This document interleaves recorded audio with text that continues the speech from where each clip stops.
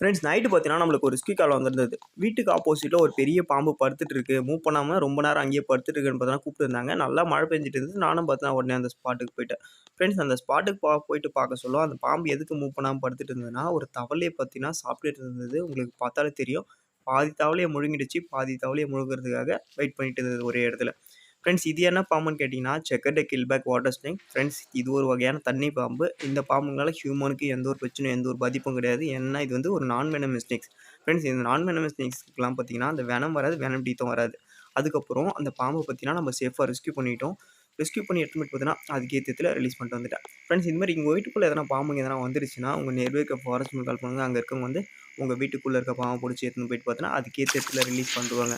Friends இந்த மாதிரி பாம்புங்க பற்றி நிறைய வீடியோஸ் பார்க்கணும்னு நினச்சிங்கன்னா நம்ம பேஜை ஃபாலோ பண்ணி வச்சுங்க. உங்கள் ஃப்ரெண்ட் ரிலேட்டிவ் ஷேர் பண்ணுங்கள். ஓகே ஃப்ரெண்ட்ஸ், அது ஒரு டிஃப்ரெண்ட்டான வீடியோ சந்திக்கலாம். பை.